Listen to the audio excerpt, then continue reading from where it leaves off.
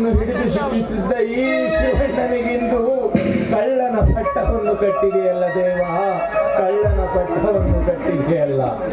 ಅರಮನೆಯ ರಾಜಮುದ್ರೆ ಸರವೆಂದರೆ ನಮಗೆ ದೇವರ ಸಮಾನ.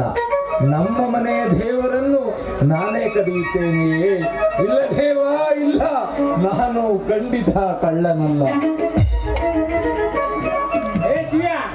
ಸರವನ್ನು ಎಲ್ಲಿ ಬಚ್ಚಿಟ್ಟಿದೆಯಾ ಬೆಳಗಳು? ಸಾರ್, ಸರವನ್ನು ಕದ್ದಿದ್ದರೆ ತಾನೇ ಬಚ್ಚಿಡುವುದು.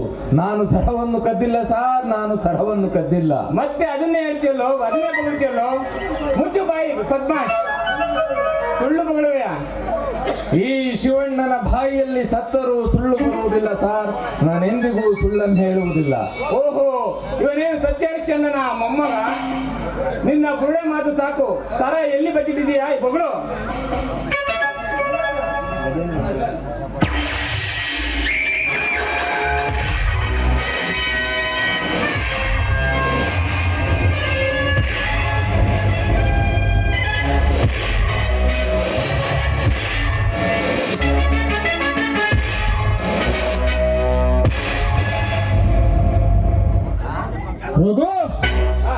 ಈ ಮಾತಿಗೆ ಬಗ್ಗುವಗೊಂಡು ಇವನಲ್ಲ, ಇವನಿಗೆ ಬಿಸಿ ನೀರು ಕಾಸಿ ಬುರುಡೆ ಮೇಲೆ ಹಾಕಿದ್ರಿ, ತಾನಾಗಿಯೇ ಬಾಯಿ ಬಿಡುತ್ತಾನೆ. ಲೇ ಗಜೇಂದ್ರ, ಈ ಶಿವಣ್ಣನಿಗೆ ನ್ಯಾಯದ ಮೇಲೆ ನಂಬಿಕೆ ಇರುವುದರಿಂದ ಈ ಕಾನೂನಿಗೆ ಶರಣಾಗಿದ್ದೇನೆಯೇ ವಿನಃ ನಿಮ್ಮಂತಹ ಲುಚ್ಚಾಗಳ ದಬ್ಬಾಳಿಕೆಗಲ್ಲ ಕಣೋ, ದಬ್ಬಾಳಿಕೆಗಲ್ಲ. ಇನ್ನೊಂದು ಮಾತು, ಈ ಶಿವಣ್ಣನ ಬುರುಡೆಗೆ ಬಿಸಿ ನೀರನ್ನು ಕಾಯಿಸುವ ಗಂಟು ಈ ಭೂಮಿಯ ಮೇಲೆ ಇನ್ನೂ ಹುಟ್ಟಿಲ್ಲ, ಹುಟ್ಟುವುದೂ ಇಲ್ಲ, ಹುಟ್ಟುವುದಿಲ್ಲ. ನಿನ್ನ ನ್ಯಾಯ ನೀತಿ ಕಾಲ ಕಳೆದವಾಯಿತು. ಇನ್ನೇನಿದ್ದರೂ ನಮ್ಮಂತ ಕಳ್ಳರ ಕಾಲ. ಏ ಶಿವಯ್ಯ, ನನ್ನ ಗೆಳೆಯನ ಮಾತೆಂದರೆ ನನಗೆ ವೇದವಾಕ್ಯ. ಅವನಿಗಾಗಿ ನಾನು ಏನು ಬೇಕಾದರೂ ಮಾಡುತ್ತೇನೆ. ಹಾಗಾದರೆ ಈ ಸರ್ಕಾರ ಕೊಟ್ಟಿರುವ ಪವಿತ್ರ ಕಾಕಿ ಈ ಲಾಠಿಯನ್ನು ಏಕೆ ಹಿಡಿದಿರುವೆ? ಹೋಗಿ ಆ ರಾಜ ಈ ಗಜೇಂದ್ರನ ಮನೆಯ ಚಾಕರಿ ಮಾಡು, ದ್ರೋಹಿ. ನನ್ನನ್ನ ದ್ರೋಹಿ ಎನ್ನುತ್ತೇನೋ? ಈ ಲಾಠಿ ಆಟವನ್ನು ನೋಡು. ಲೇ ಸಾಹೇಬ, ಈ ನಿನ್ನ ಲಾಟಿಗೆ ಬಗ್ಗುವ ದೇಹ ಇದಲ್ಲ. ಸುಮ್ಮನೆ ಹೊಡೆದು ನಿನ್ನ ಕೈಗಳನ್ನು ನೋಯಿಸಿಕೊಳ್ಳಬೇಡ. ರಘು, ಇವನ ಹಾಳಿಕೆ ಕೈ ತಪ್ಪಿದರು ಇವನ ಸೊಕ್ಕನ್ನು ಕಡಿಮೆ ಆಗಿಲ್ಲ. ಬಾರಿಸು ಇವನಿಗೆ ಬುದ್ಧಿ ಬರುವ ತನಕ. ಗಜೇಂದ್ರ, ಎಂತೆಂಥ ಬೇಡವನ್ನು ಮಾಡಿದ್ದೇನೆ. ಅದರಲ್ಲಿ ಇವನ್ಯಾವ ಲೆಕ್ಕ? ರಘು, ರಾಜ ನನಗೊಂದು ಮುಖ್ಯವಾದ ಕೆಲಸ ಹೇಳಿದ್ದಾನೆ. ನಾ ಇನ್ನು ಬರುತ್ತೇನೆ.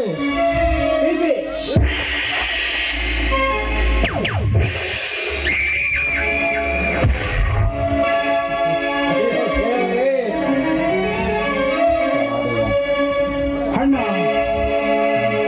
ಅಣ್ಣ, ಹೇಗಿದ್ದೀಯಣ್ಣ? ನ್ಯಾಯ ಎಲ್ಲಿದೆ? ನ್ಯಾಯ ಎಲ್ಲಿದೆ? ಎಲ್ಲಿದೆಯೋ ನ್ಯಾಯ?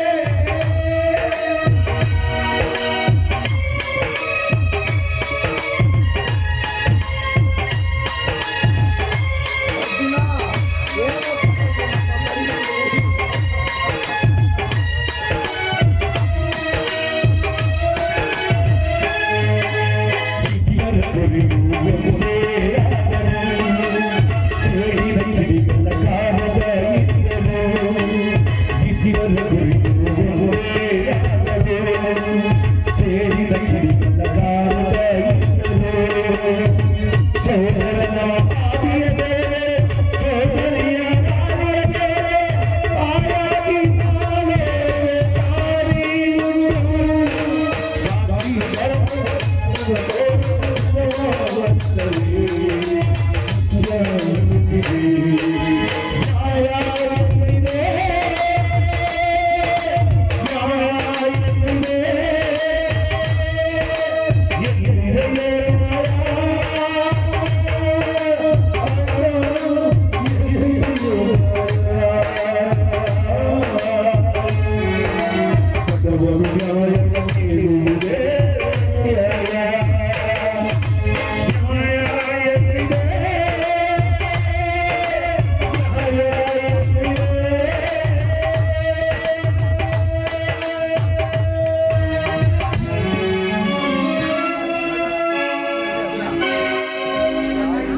ಅಣ್ಣ ಹೇಗಿದ್ದೀಯಣ್ಣ?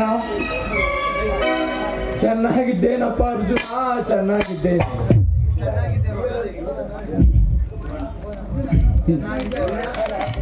ಚೆನ್ನಾಗಿದ್ದೇವಣ್ಣ, ಚೆನ್ನಾಗಿದ್ದೇವೆ. 60 ಒಳ್ಳೆಂದಾಳಿದೆ ನೀವು ಇವತ್ತು ಈ ಜೈಲಿನಲ್ಲಿ ಇರುವುದನ್ನು ನನ್ನ ಕಣ್ಣಿಂದ ನೋಡುವುದಕ್ಕೆ ಆಗುತ್ತಿಲ್ಲ ಅಣ್ಣ, ನೋಡುವುದಕ್ಕೆ ಆಗುತ್ತಿಲ್ಲ. ಅರ್ಜುನ, ದುಃಖಿಸಬೇಡಪ್ಪ, ದುಃಖಿಸಬೇಡ. ಅಂದು ನಾನು ದೊರೆಯಾಗಿದ್ದಿದ್ದು ನಿಜ, ಆದರೆ ಇಂದು ಈ ಕಳ್ಳನ ಪಟ್ಟವನ್ನು ಹೊತ್ತುಕೊಂಡು ಈ ಜೈಲಿಗೆ ಬರಲು ಈ ಕಲಿಯುಗದ ಕುತಂತ್ರವೇ ಕಾರಣ. ಅರ್ಜುನ, ಈ ಕಲಿಯುಗದ ಕುತಂತ್ರವೇ ಕಾರಣ. ಇಲ್ಲಿ ದೊರೆಯಾಗಿದ್ದವನು ನಾಳೆ ಭಿಕ್ಷುಕನಾಗುತ್ತಾನೆ, ಇಂದು ಭಿಕ್ಷುಕನಾಗಿದ್ದವನು ನಾಳೆ ದೊರೆಯಾಗುತ್ತಾನೆ. ಬದಲಾವಣೆ ಜಗದ ನಿಯಮ ಅರ್ಜುನ, ಬದಲಾವಣೆ ಜಗದ ನಿಯಮಪ್ಪ. ಅಳಬೇಡಣ್ಣ, ಅಳಬೇಡ. ಪರರ ಕಣ್ಣೀರು ನಡೆಸಿರುವ ದಯಮಯೇ ನೀನು. ನಿನ್ನ ಕಣ್ಣಲ್ಲಿ ಕಣ್ಣೀರು ಬರುವುದು ಬೇಡ ಅಣ್ಣ, ಬೇಡ. ನಿನ್ನ ಕಣ್ಣಲ್ಲಿ ಕಣ್ಣೀರು ಬಂದರೆ ನನ್ನ ಕಣ್ಣಲ್ಲಿ ರಕ್ತ ಬರುವುದು ಅಣ್ಣ, ರಕ್ತ ಬರುವುದು. ನೀನು ಅಳಬೇಡಣ್ಣ, ಅಳಬೇಡ ಅಣ್ಣ. ಇಲ್ಲಿಂದ ಆ ಗಜೇಂದ್ರ ಹೋಗಿದ್ದನ್ನು ನಾನು ನೋಡಿದೆ. ಅವನೇನಾದ್ರೂ ನಿನ್ನ ಮನಸ್ಸಿಗೆ ನೋಗುವಂತೆ ಮಾತನಾಡಿದನ? ಹೇಳು ಅಣ್ಣ, ಹೇಳು. ಇಲ್ಲಪ್ಪ. ಏನಾದರೂ ಒಂದು ವೇಳೆ ಅವನು ಏನಾದರೂ ಮಾತನಾಡಿದರೆ ಒತ್ತುಟ್ಟುವುದರೊಳಗಾಗಿ ಅವನ ರುಂಡಗಳನ್ನು ಚೆಂಡಾಡಿ ಅವನ ದೇಹ ಅಂಗಾಂಗಗಳನ್ನು ಕತ್ತರಿಸಿ ಪಾದದಡೆಗೆ ತಂದು ಹಾಕುತ್ತೇನೆ ಅಣ್ಣ, ತಂದು ಹಾಕುತ್ತೇನೆ. ಇಲ್ಲಪ್ಪ. ಅವನೇನಾದರೂ ಹೇಳಿದನ? ಹೇಳಣ್ಣ, ಹೇಳು. ಇಲ್ಲ ಅರ್ಜುನ, ಇಲ್ಲ, ಅವನೇನನ್ನು ಹೇಳಲಿಲ್ಲವಪ್ಪ. ಇವನು ಸತ್ಯವನ್ನು ಹೇಳುವವರೆಗೂ ಇವನಿಗೆ ಅನ್ನ ನೀರನ್ನು ಕೊಡಬೇಡ, ಎದ್ದು ಒಳಗಾಕು. ಸರ್, ಹಾಗನ್ನ ಬೇಡಿ ಸರ್. ನಮ್ಮ ಅಣ್ಣ ತುಂಬಾ ಒಳ್ಳೆಯವನು, ಅವ್ರಿಗೆ ಅನ್ನ ನೀರು ಊಟ ಕೊಡಿ ಸರ್. ಅರ್ಜುನ, ಕೊಡುವುದು ಬಿಡುವುದು ನನಗೆ ಬಿಟ್ಟ ವಿಚಾರ, ಅದನ್ನು ನಿನ್ನಿಂದ ಕಲಿಯಬೇಕಾಗಿಲ್ಲ. ಬೀಸಿ, ಇವನನ್ನು ಎಳೆದುಕೊಂಡು ಒಳಗಾಕು. ಏಯ್!